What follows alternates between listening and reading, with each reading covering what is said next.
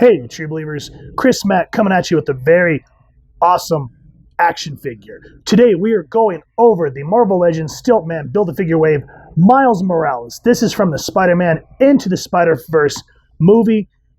And at first I was really on the fence about picking this figure up because I don't really like to collect movie figures, but I do have the Miles Morales from the comic series, which we will eventually go over. But I thought it'd be cool to have this one because Miles did look really awesome in that movie, and it's just a great film overall. And so you can see here we get Miles in the window with all his accessories and the Build-A-Figure, and I like the logo here where, he spray paints it onto his outfit. That was a really cool thing that they did in the movie. And then you look here at the top at the spot varnish, it does have that same logo. It says Miles Morales there. See the Build-A-Figure Stilt-Man little label there. You come to the side, and I like that the artist, whoever did this, made it a point to make this look like the film. That was a really cool idea. And they throw the logo on there again. Just really enhances the packaging and the overall, being able to own this. People are always like, why do you want the box? And I'm just like, it adds. Plus, when you're done with it and you want to store it, you don't have to worry about losing pieces or getting damaged. I'd rather the box than the figure itself. Come around here to the back, you get the cool artwork again. You get the read up, so I'll make sure to get a close-up on that so you guys can read at your convenience. Same with the figures from the Wave if you wanted to build Stilt-Man. Come around here to the side, same artwork, kind of inversed, very cool. Come around to the front, there's Miles. On the bottom, nothing. Who cares? But what we do care about is Miles a cool figure or not. Now, before we go to the next segment, I do want to give a shout out to my buddy Harold. He hooked me up with this. I was looking, and I've not seen this anywhere locally. So we're both part of a local toy chat, and he said he had one, and he hooked me up with it, so I appreciate you, brother. Now, with that said, let's get Miles out of the packaging and get a closer look at him. And here's Miles out of the packaging, and as you can see, he is a very awesome-looking figure once you get him on the stand and start doing all the crazy poses that you can do with the spider figures, and it's just so exciting to have a movie version along with all the comic-accurate versions that we have thus far. I don't know, just the design for the movie, in my opinion, was a really cool, very simplistic idea. And so from an aesthetic, artistic point of view, I really do appreciate that. So I'm glad that we finally have something tangible in that aspect, which is voila. The only thing with these spider figures that I wish we could get, though, is webs. There's not that many that come with webs, and trying to make custom ones are always a pain in the butt. If you guys have any quick web making techniques, let me know down in the comments. But as you can see, this Miles looks beautiful, and there's a lot to love about him. So now we've had a moment to gush, let's get him off the spinner and get a closer look at him. So this figure, when you really start to look at him and look at the head sculpt that they did for this, he is very much movie accurate from Into the Spider-Verse. And if y'all have not seen it yet, I highly, highly recommend it. The one scene that I got really choked up on was when Miles goes to the store to buy the Halloween costume of Spider-Man, and he's looking at it, and you hear this voice say, "I'm gonna miss him." And they pan over to the animated cameo Stan Lee. I got really choked up because that was one of the last cameos that Stan Lee had recorded before he passed, and when we went to see it, he'd been gone for I think a few months at that point. So that was a really hard scene, but I appreciate how the directors really made it sweet and how it was handled. It was a very nice scene, but very emotional. So with that said, I want to give Miles' backstory in terms of his comic book character. That way y'all can kind of understand where they got the inspiration for Into the Spider-Verse. So his first appearance is Ultimate Fallout number 4 from August 2011. He's from Earth 610, which is the Ultimate Comics verse, and the way he takes the mantle of Spider-Man is kind of interesting. So the last issue of the main Peter Parker comics in this universe is Ultimate Comics Spider-Man, or no, I think they actually just call it Ultimate Spider-Man, one of the two, number 160. Peter and Norman are in this giant battle, and they end up killing each other. And Peter dies, and I think it's I can't remember if it's MJ's arms or Aunt May's arms, but he basically says, I did it, I saved everyone, and he passes. And it's just kind of like, now, the way that they kind of implemented Miles is before that battle happened, Norman Osborn was trying to recreate the, the conditions that made the spider that bit Peter, which in turn made him create a spider called Specimen 42. Specimen 42 was stolen by Aaron Davis, aka the Prowler, aka Miles's uncle.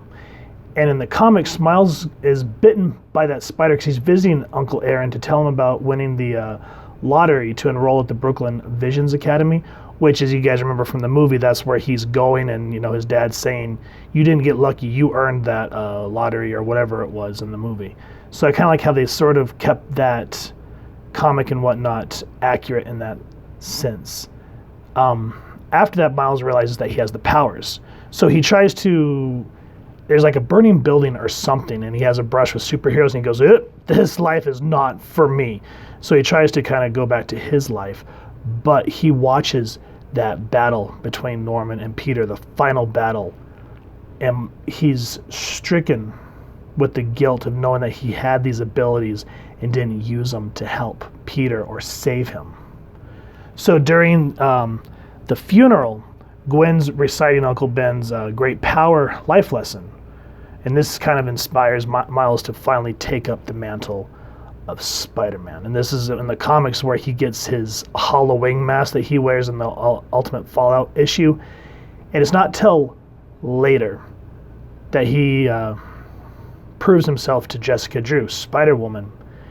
And she's working for S.H.I.E.L.D. in this universe. So S.H.I.E.L.D. gives Miles his Ultimate Spider-Man suit in the comic books. And that's how it kind of went there. That's where they kind of deviated in the movie, which is okay, because the way that he comes to see Aunt May, and she's like, I've been waiting for you, and he spray paints his own suit, that was cool. But I just wanted to show you all how there was these differences. And another thing I do want to add is, even though Uncle Ben's, great, with great power comes great responsibility, Miles does add, what would Peter Parker do when he's trying to think out a problem? So I do like how, even though they killed Peter off in the 610 universe, that they at least gave him the respect that he's due for, bringing the Spider-Man franchise to where it is today. Now, the last thing I do want to reference is, y'all remember in the movie how we keep seeing 42. I know a lot of people are like, wait, is that the Hitchhiker's Guide to the Galaxy? Is that the specimen from the spider? Well, I was doing a little online reading, and the directors said that 42 was pulled directly from the comics, but what it alludes to is Jackie Robinson, the baseball player. And they were saying that Jackie Robinson, during his time, was a hero to the baseball community. And they were saying that, and they were kind of making Miles an analogy of that, saying that Miles is that type of hero in the superhero community. So that's kind of neat. I love how when you can get those little ideas behind the scenes. So that, I believe, is how with all the nods to 42 in the movie. So enough rambling. Let's go ahead and talk about now the accessories that this kid comes with. So he comes with his web shooting hands that you saw when he was on the stand. And then, as you saw, he does come with this really kick butt mask, which I think is wonderful. I love all the detail attentions here, all the webbing details. The red doesn't splotch anywhere. White doesn't splotch over the red, so thankfully for that. Now, when you swap his head out, don't fret. It's on a dumbbell thing, so it's going to come out with the head here, so you just got to plug it in. This way, he'll have a hole in his neck, so no worries there. It's going to be okay. I was a little worried about that. I like how they always make sure to make the bump for the nose, but yeah, I can't get over how nice and well detailed this mask is. The last things he comes with, other than his web shooting hands, are two fisticuff hands, so at least you can get some nice, like rooftop posing where, you just need him to fist it on while he's just looking for justice. So again, look at the way that the webs here on the tops of the hands, very well detailed done. I feel like Hasbro really stepped up their game in the last few years, and I love the red on the fists. So those are the accessories that Miles comes with. And as I was saying just a moment ago, the one thing I wish that these spider characters would come with are webs. Because again, The only Spider-Man that I own that comes with webs in terms of the Hasbro line is the Gamerverse Spider-Man, which is an absolutely amazing figure. But it's like, come on, we need some more webbing so that we can get some nice shots, especially when you have these hands and you don't have time to make your own custom webs, which if you do, good on you, because I wish I did, but being a dad, yeah, right, free time. Anyway, so this head sculpt, as we just said a moment ago, very aching and very well done to the movie. Like how he has, you know, his fro going on, very nice. And I thought this line was a paint problem, but I saw that Shartimus Primes had it the same, and he was talking about that they were trying to kind of add the lines that they were put on his face in the movie. So that kind of gave me a little bit of sigh of relief. I thought that I scuffed them, and I was like, no! The eyes are really nicely done. I like how they, you know, have the dark pupil. They have the little bit of white on there, and then in the iris. The eyebrows are nice and exaggerated. Like this hoodie. Though, in this wave, the Spider-Gwen has her own hood. I wish they would have done the same thing for him, since he's always walking around with his hoodie. That would have been nice.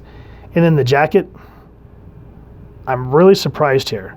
He has a lot of clothing on, so to speak. You know, he has the Spider-Man uniform here, and he's supposed to have like a sweater underneath, but it's more like a sweatshirt. See how it's all like one plastic piece. And then he has this coat, which you can still move him around.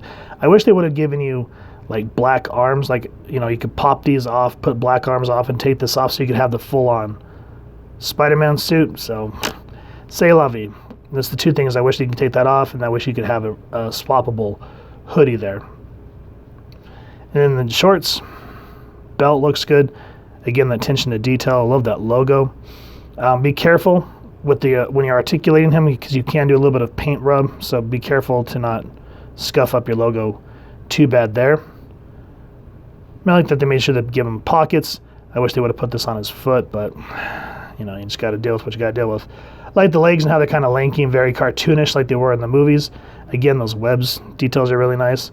Red sneakers really help make the whole thing pop, kind of showing a mixture of, you know, his civilian life and his superhero duties. So nice there, and it brings it all together, especially when you put the mask on. So yeah, the attention to detail on the paint apps, very well done. Like I just said a moment ago, Hasbro has really, really upped their game on how these characters look. Very beautifully done.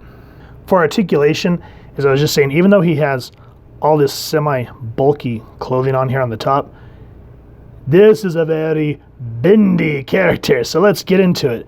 So his head, because of that, what do you call it, the dumbbell joint in his head, can look down that far up. And I mean, you get a little bit of a gap, but whatever. When you have him posed for photography, it's not going to matter, guys. So good there. That way, looking good. Arms, boop, boop.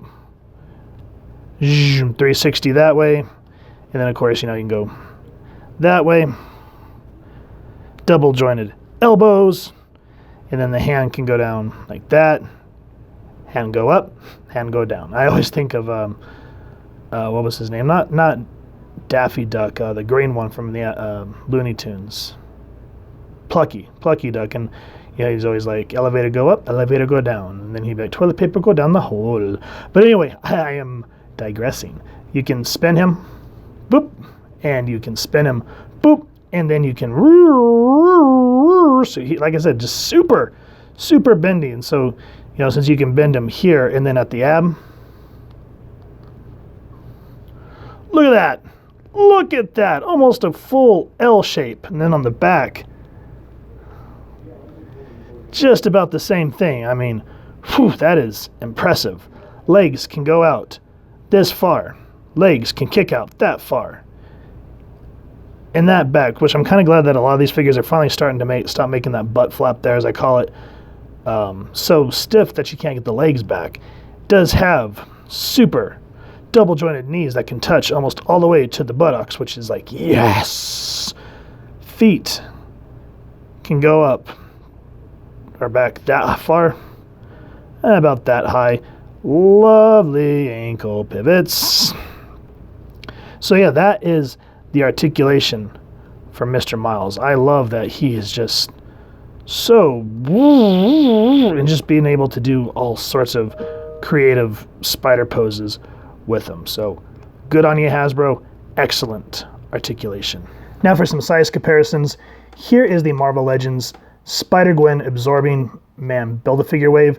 This is the Ultimate Spider-Man Venom Build-A-Figure Wave. Ultimate Spider-Man, as I just said, next to our multiverse one. Now, I thought long and hard when I was picking him up. I picked up Prowler, which we will go over as well, but I did not like the Gwen from that wave. I picked this one up, and it's more comic accurate to when she was first released. Same with this one. That's why when he came out, I picked him up, because this is how the Ultimate Spider-Man and how majority of the comic versions of Miles looks. However, I did like this one. It just had a different flavor to it, and I liked how, he spray painted his own signature spider on the black suit in the movie. So now I'm glad that, for multiverse, I have different versions, and I love this Ghost Spider, Spider-Gwen, whatever she goes by now, and I love this Miles, and I like this one very much. So you guys put these three on a shelf, you're gonna have that that Spider-Verse look even if you didn't get the whole wave. The only reason I'm a little bummed that I didn't pick up the Gwen is because it came with that little spider pig, but he doesn't articulate. He just stands there, and I'm like, I want an articulated spider pig, which I think there's one out there. Let me know. And with that said, let me know what you guys think of all three of these figures, because they just look absolutely gorgeous together. So let me know down below. Overall, I really do love this figure. It's simplistic, and yet when you look at the designs and how intricate it is, it just really makes it a wonderful piece. All the colors on it make it pop, and it doesn't feel like anything gets too overwhelming. So guys, this is one of those ones where people are like, I'm gonna sleep on it, and then I've talked to some people and they're like, I shouldn't have passed it up, which that's why I walked by it a few times, couldn't find it in the store. So I'm glad that I was at least able to get my hands on one of them. The only thing though is I do wish that there was a way to take off the coat or give him like a hoodie that he could throw over his head, because there's different poses from the movie that you'd like to try to recreate with your camera, but c'est la vie. I know that they're on a budget, but it's just sort of like, come on guys. So I'll give that a pass. This is definitely a Spider-Man you want in your collection. And like I said at the beginning, I wish that for accessories also that we could start getting some more webs, because the only Spider-Man that I have that came with webs was the Gamerverse one. And I don't know because if that was a special one or whatever, but it's sort of like, can we just get some more webs so we can get some more web swinging photography? I mean, we got the hands, we just need stuff coming out of it. Work with us, Hasbro. But still, guys, wonderful figure. So happy to have it, and I highly recommend you pick it up. And if you do, please first and foremost support your local comic shop and see if they have any of this wave in. If not, then you can go check out online or any other avenues that you guys may have lined up. If you've enjoyed this review, we really would appreciate it if you take a moment to hit like, share, and subscribe. Helps the club channel more than you could possibly know. And if you won't mind hitting that fancy little spider bell next to subscribe, that way as we continue to upload content, you guys will get notified. Come to the channel, and we love talking with y'all, hearing your feedback, and just talking with y'all down in the comments below or on our social media pages, which I'll make sure to leave the links down in the description. So with all that said, thank you so much for stopping by. Photo slideshow coming up next, and I hope y'all continue to have an absolutely amazing day reading, and happy hunting, true believers.